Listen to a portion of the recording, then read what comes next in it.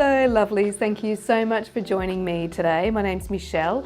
I usually post about creative inspiration and motivation, but today I'm going to talk about reading more because that is something that I've started doing last year, and I wanted to share a few tips with you of how you can fit more reading into your life. So when I was a kid, I was one of those really precocious readers. I was reading like the history of the Russian Revolution at the age of 13. I say I was reading, I was trying to read. I probably didn't understand anything, but I was an ambitious reader. And because I had a pretty difficult childhood, I spent most of my time either doing my artwork or at the local library. So for me, reading was escapism. It was something that I could do to go into another world when I didn't want to be part of the one that I was in. So I used to just love reading. So I would say in the last 10 years or so, I just haven't made time for reading. I've been spending so much time with my artwork and my hand weaving that reading has kind of fallen by the wayside. So in 2020, I decided that I was going to make an effort to fit reading into my life, and I've done that successfully. So I thought I'd share my tips with you. But before we get started, I would love if you could subscribe to my channel. My channel is growing. At the time of filming this, it's about 820 odd people. So thank you so much to everybody who has subscribed. But if you haven't already, please hit that little subscribe button. I would really appreciate it. And also hit the like button if you like videos like this. So the first tip I have for you is to make reading part of your everyday routine. Now, I'm not sure about you, but I'm very much a routine person. So if something's in my routine, once I get used to it, it's just a non-negotiable for me. So what I've done personally is I'm here in my studio till about 10 o'clock at night, and then I make sure that I leave the studio then, go into the house and do some reading until bedtime. Now, this is a really good thing to do also with your family if you want to get your family involved in reading as well. That's kind of how I started, although it didn't end up that way. So my stepdaughter Lily was complaining that I was always here in the studio at all hours, which is true, and I don't join them in the lounge room for whatever they're watching television or hanging out or whatever. So I said, right, fine, let's have a book club. So I said, 10 o'clock, I'm going in there and we're going to be reading. Well, that lasted, I think, one day. And the rest of the time since then, it's just been me by myself at book club. Can't say I didn't try. But basically putting it into your routine whenever that is going to make sure, even if it's for half an hour, that you do get some reading done throughout the day. The other time that I tend to get reading done is if I'm working in the office, I will be catching a train. So I will take my book with me, and that makes sure that I get at least an hour worth of reading in that day as well. Number 2 is to visit your local library. Now, I have talked about visiting your local library in other videos, but I cannot stress enough how fantastic local libraries are. And I'm assuming they're like that all over the world, not just here in Australia.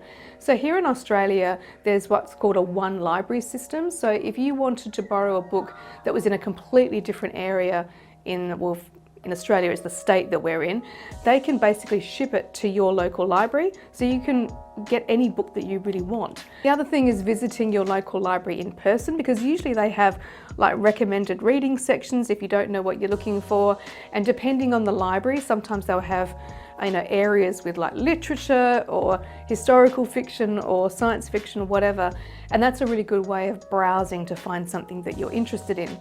I am a bit of a literature snob. I do like literature. I also like really, really old literature as well. So those kinds of books are really easy to find because they're not as popular. That's a good tip.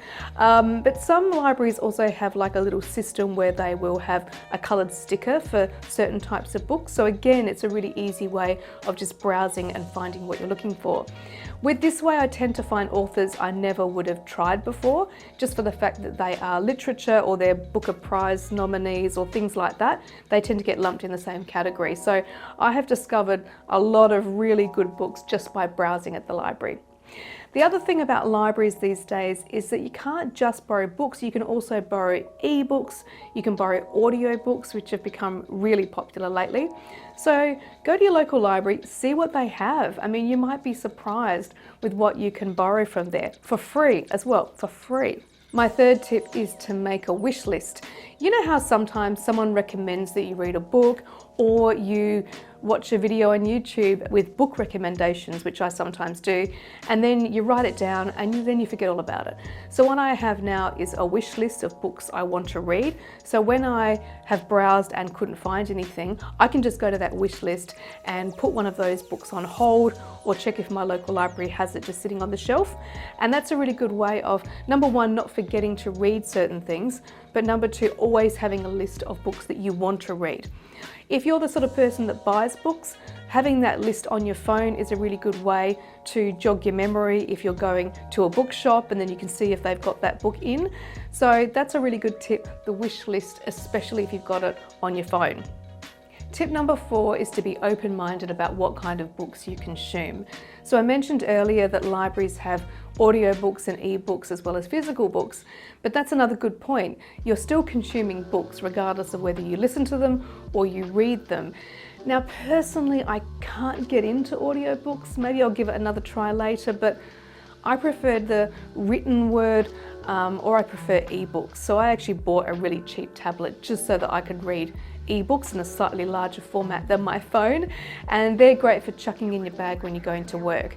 So be open-minded, even if ebooks is not your thing or audiobooks are not your thing, maybe just give them a try and see how they go, because sometimes it's a really easy way of consuming books that don't require carrying around heavy books and trying to fit them in your bag. So be open-minded. The next tip is to keep a list of the books that you have read. So the reason for this is to keep you motivated. So if you're keeping a list of all the books you're reading, then you'll realise that you read probably way more than you think you do. At the time of filming this, I've read 34 books this year, which is crazy. When I looked at the list, I was thinking, oh, I can't believe I've read that many. But you'll find that if you fit this into your routine, even if it's only half an hour a day, you will read a lot more than you think you will. So don't sort of think, oh, half an hour, that's not enough time.